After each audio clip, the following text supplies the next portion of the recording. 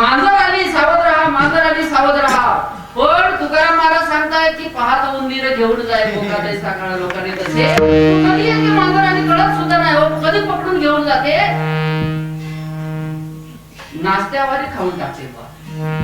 पिटुकल्याचं तर कामच नाही. काय करायचं, हिचा बंदोबस्त कसा करायचा, हिचा बंदोबस्त कसा करायचा. एक शहाणा उंदीर पुढे आला, माझा ऐका. आता हे माझा ऐका सांगणारे भरपूर असतात, फक्त सांगून देतात आणि पाठीमागे होऊन जातात. त्याने सांगितलं मांजरीच्या गळ्यात घंटा बांधायची. जुना दृष्टांत आहे, पाठीमागच्या ग्रंथ आहे तो. मांजरीच्या गळ्यात घंटा बांधायची. अरे हो हो हो, सगळ्यांनी टाळ्या वाजवल्या. काय निर्णय झाला बाबा, काय निर्णय झाला. असा लोकसभेत सुद्धा निर्णय होत नाही. एक मताने निर्णय झाला आणि महाराज निर्णयावर सगळे खुश, शिक्कामोर्तब झालं. एक पाठीमागे बसला होता शहाणा सुलतान, तो हळूच पुढे आला. बरोबर आहे पोरांनो, तुमचं म्हणणं बरोबर आहे, घंटा बांधायची बरं का. मी घंटा आणून देतो, बांधायला कोण जाईल. आता जो जाईल तो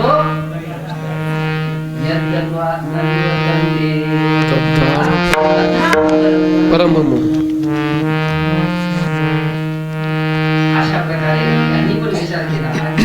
जर ती पतिव्रता असेल तर आपला तिथंच कार्यक्रम होईल, म्हणजे नाचक्य होईल बा, बदनामी सांगितलं लागेल. मीडिया फास्ट आहे, बदनामीला घाबरल्या मग काय करायचं.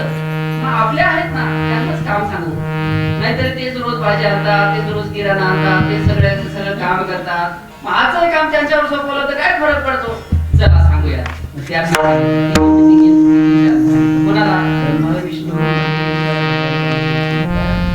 लोकांमध्ये अशी प्रतिबद्धता आहे की तिच्या कीर्तीची डंका त्रिभुवनामध्ये पसरलेली आहे. पण खऱ्या अर्थाने ती पतिव्रता आहे का तपासून पहा. ठीक आहे. आता हे प्रयोजन सगळं त्या देवांचं असणार. कारण पहिल्या पूर्वजन्मामध्ये या अत्रि ऋषी महाराजांनी आणि अनसूया मातेने इतकी तपश्चर्या केली. ब्रह्मदेवाचे सुपुत्र आहेत अत्रि ऋषी महाराज. ब्रह्मदेवाच्या आक्षामधून हे दोन दाम्पत्य निर्माण झालेले आहेत. त्यांना सांगितलं सृष्टीची निर्मिती करा, सृष्टी प्रजोत्पादन करा, आणि म्हणून पुढे तुमच्या पोटी आम्ही अंश रूपाने जन्माला येणार आहोत. या भगवंताची लीला अशी होती. भगवान परमात्मा आणि या तिघही देवांनी विचार केला, मला आता परीक्षा घ्यायला. त्या निमित्ताने अनसूयाचं दर्शन तरी होईल. जिच्या हृदयामध्ये असूया नाही तिच्याच ठिकाणी देवत्व प्राप्त होते. तुम्हाला जर दर्शनाची अभिलाषा असेल कोणालाही, त्या माणसाने आपल्या मनातील असूया काढून टाकावी. निश्चितच भगवत दर्शनाची अनसूयाच्या ठिकाणी गेले आणि वेश धारण करून गेले साधूचा. भिक्षां देहि, तिन्ही देव आले होते. भिक्षां देहि. अनसूया मातेने स्तूपामध्ये फळे, कंदमुळे, काही धान्य घेऊन त्यांच्या पुढ्यात येऊन ते वाढायला पुढे आल्या. पण या ठिकाणी सांगितलं की अशी भिक्षा सांग. कशी भिक्षा. आम्हाला भोजन करायचंय, आम्हाला भोजन करायचंय. चला म्हणे ठीक आहे. स्वयंपाकाला सुरुवात झाली, स्वयंपाक वगैरे केला आणि भोजनाला बसवलं. भोजनाला वाढल्यावर त्यांनी सांगितलं की आम्हाला असं भोजन वाढू नका. कसं भोजन वाढायचं. आम्हाला दिवस व्यवस्थेमध्ये भोजन करायचं. आता मात्र आपलं अंक दुसऱ्याला दाखवता येत म्हणजे ती पतिव्रतेची अब्रूच असलेली मोठा दागिना आहे. अब्रू म्हणजे शास्त्राने अब्रूला फार मोठं प्राधान्य दिलं. ज्या स्त्रीची अब्रू ही शाबूत आहे तोपर्यंत तिचं स्त्रीत्व आहे, किंवा ज्या पुरुषाची अब्रू शाबूत आहे तोपर्यंत त्याचं पौरुषत्व आहे. ज्या दिवशी अब्रू म्हणजे इज्जत निघून जाते त्या दिवशी स्त्रीत्व किंवा पौरुषत्व खंडित होते. नाईलाजाने काय करायचं. पतींच्या आज्ञेने पतींना ही विवंचना सांगितली. अत्रि ऋषींनी अंतर्ज्ञानाने पाहिलं हे सामान्य नाही. ज्या अर्थी ते व्यवस्थित भोजन मागतायत त्या अर्थी ते सामान्य नाहीत. हे पाणी घे आणि त्यांच्यावरती शिंपड.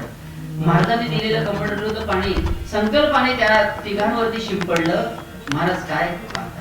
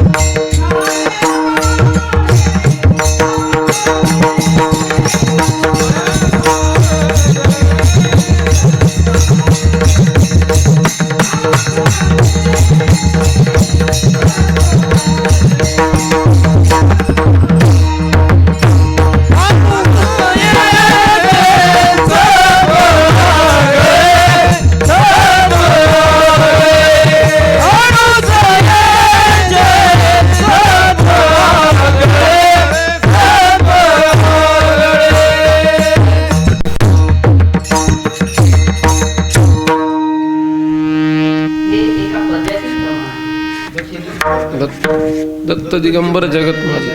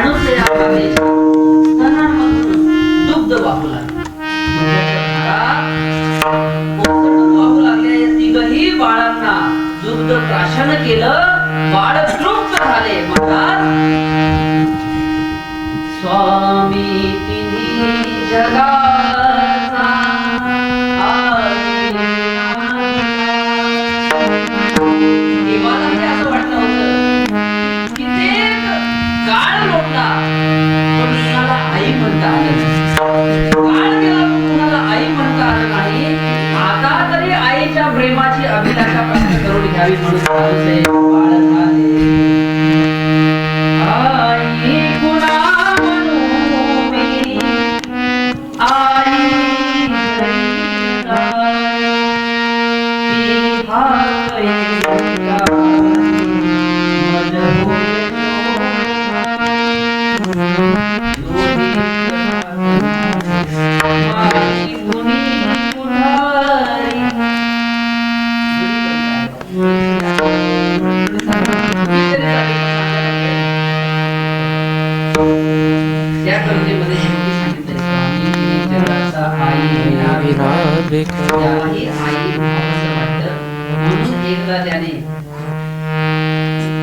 यशोदेला आई म्हटलं. तिला इतका आनंद झाला आहे. तिला माहित होता हा जगाचा परमात्मा आणि तो मला आई म्हणतोय. तिला फार मोठा आनंद झाला. अडुसरीला आनंद झाला. पण एवढ्यावरती त्या तिघींना चिंता वाटू लागली. काय करायचं काय करायचं. भले दिवस गेले पण आले नाही. भले दिवस गेले पण आले नाही. इतके दिवस झाले आले नाही आले नाही आले नाही. नारद महर्षींचं स्मरण केलं. नारद महर्षी हजर झाले. मुनीवर तुम्ही सांगितलेल्या कार्यप्रयोजनाने आम्ही आमच्या ह्यांना पाठवलं पण ते काय परत आले नाही. बघा बरं तुमच्या मॅपला शोधा कुठेपर्यंत आले. आणि मग नारद महर्षींनी मॅप लावला. त्यात सांगितलं अटकले नाही. ते जिथं पोहोचले तिथंच राहिले. आता येऊ शकत नाही तुम्ही. मग काय करायचं. तुम्ही जा अनुशेला शरण जायचं.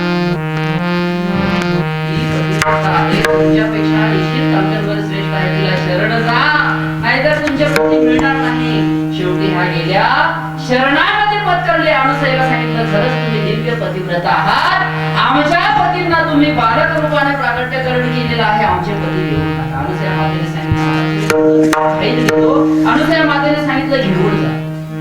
घेऊन जा म्हणल्यावरती या तिघींनी जरी धावल्या आणि उचलायला लागल्या. पण उचलायला लागल्यावर जसा अग्नीला स्पर्श झाल्यावर आपण मागे सरकतो चटका बसल्यासारखं त्या मागे सरकल्या. का बरं मागे सरकल्या. कारण तिन्ही बाळे एक रूपामध्ये प्रागट्य झाली होती. ती कधी जुळे बंधू सारखे होते. कुणाला उचलावं हा कोण असणार आहे त्यांना ओळखू येईना.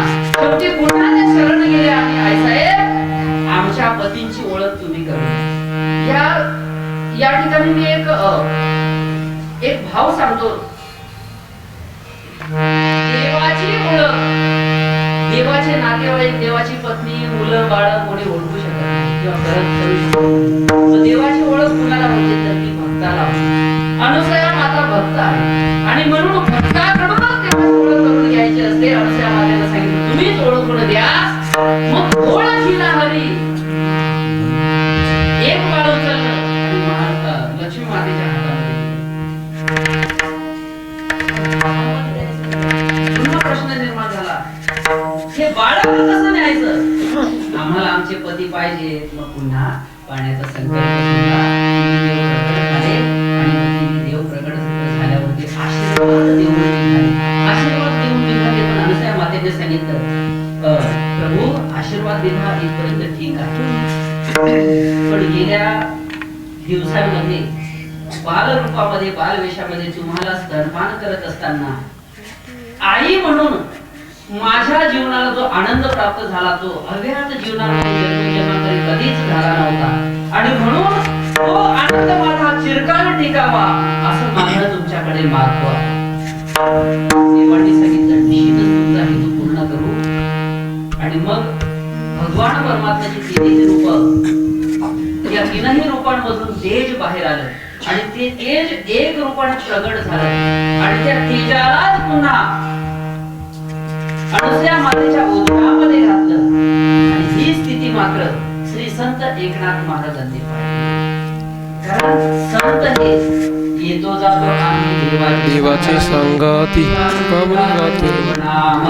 जिथे देव असतो तिथे भक्त असतात, जिथे देव असतो तिथे संत असतात. तिथे एकनाथ महाराज प्रकटच होते. त्यांनी पहिला आर्या देव आता मात्र या धरणीचं ओझं फेडण्याकरिता अवताराला येणार आहे. म्हणून देवाच्या अवताराचं प्रयोजन या देवाच्या जन्माच्या प्रसंगाने आजच्या अभंगामध्ये पहिल्या चरणात एकनाथ महाराज धरी अवतार विश्वतार माया धरी अवतार विश्वतार माया धरी अवतार विश्वतार धरी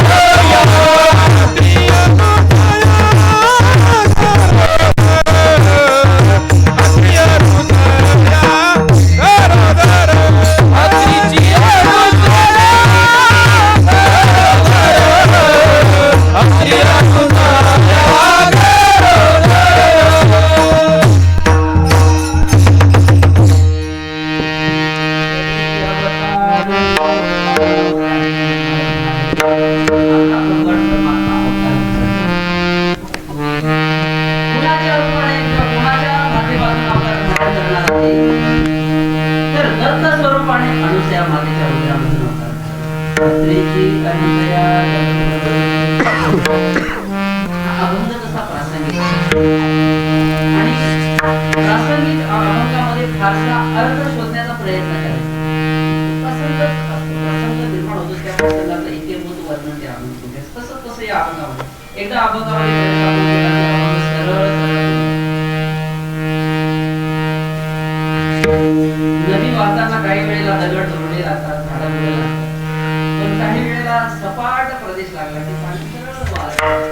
त्या अभंगाचा तो सपाट सरळ भाव आहे. तर विश्वाचं धारण करण्याचा यांचा अवतार आहे आणि म्हणून कलियुगी ताळ हा एक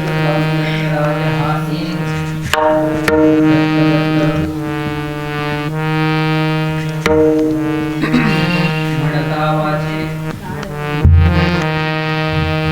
काळवंती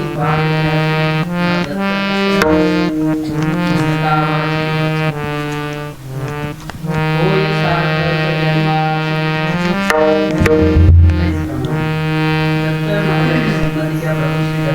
संबंध आहे.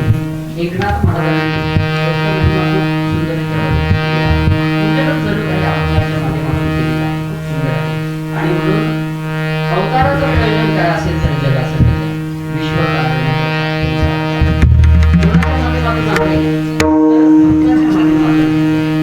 सामान्य माणसाला जन्माला यावं लागतं. संत स्वतःहून जन्माला येतात ते करता नाही, पण देवाला मात्र आणावं लागतं. कोण आणतो तर भक्त. आणि रूपा बळे करुणी खळे हरिदासी. आणि म्हणून भक्त कोण आहे? अडत्या माता या भक्तांच्या माध्यमातून विश्वाच्या कल्याणाकरिता भगवान श्री दत्तात्रयांचा अवतार त्यांच्या कुशीतून जन्माला. धर्म रक्षावया अवतार केला, धर्म रक्षावया अवतार केला, धर्म रक्षावया अवतार केला, धर्म रक्षावया अवतार केला. आपुल्या पाणीसी भक्त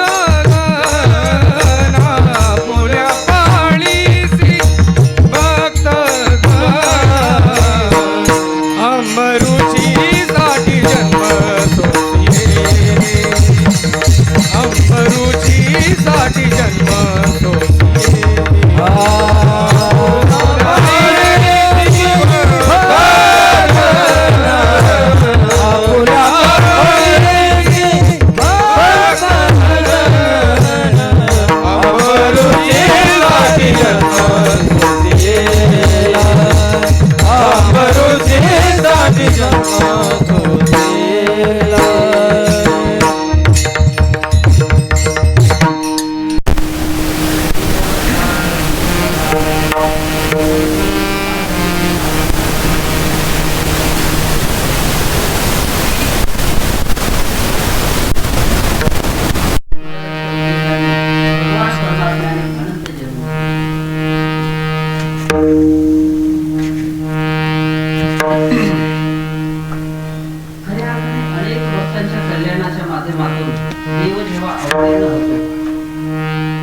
जगाकरिता देव पांग फेडण्यासाठी येत नसतो, तर जगाला वाट दाखवतो. अशाच प्रकारे श्री गुरु दत्तात्रयांनी आजपर्यंत ज्यांनी ज्यांनी दत्तात्रयांच्या भक्तीच्या माध्यमातून त्यांची साधना करण्याचा प्रयत्न केला, नामस्मरण करण्याचा प्रयत्न केला, त्यांच्या त्यांच्या जीवनामध्ये त्यांना प्रभू श्री दत्तात्रयांनी दर्शन तर काय, दर्शन हे दिलंच आहे, पण त्यांच्या जीवनाचं कल्याण आणि कल्याणाचा मार्गही त्यांना साध्य करून दिला. म्हणून विश्वाच्या कल्याणाकरिता दत्तात्रय प्रभूंचा जन्म आणि मग तो अत्रि अनुसूया ऋषींच्या माध्यमातून या ठिकाणी अवतीर्ण होणार आहे. पण तो काळ नेमका कोणता होता याचं चिंतन नाथरायांनी दुसऱ्याच्या ऋतू काळ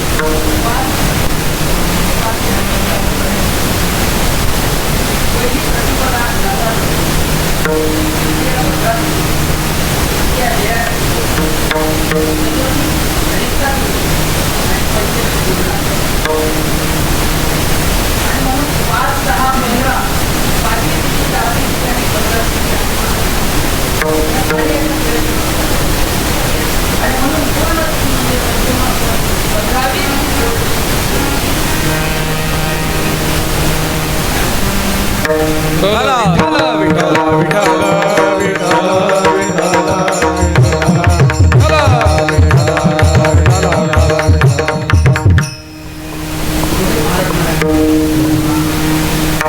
मार्गशीर्ष गुरुचा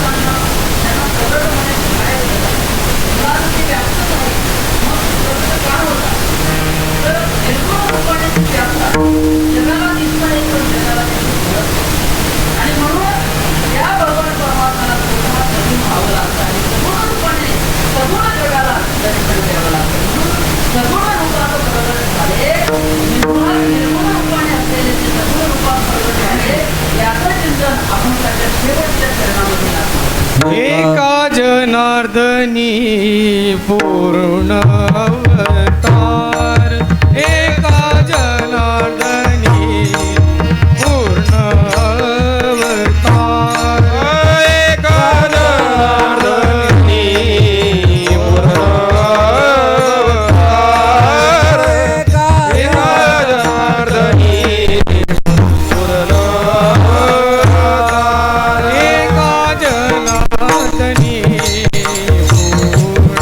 अवतार एका जनार्दनी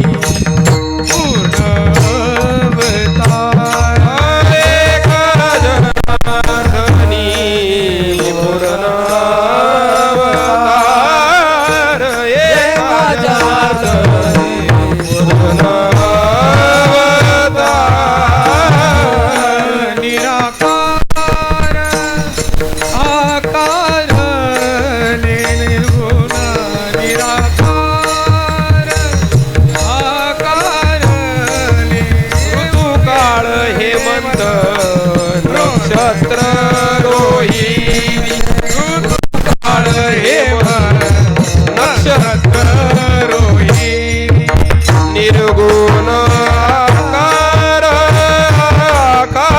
आकारले निर्गुण आकार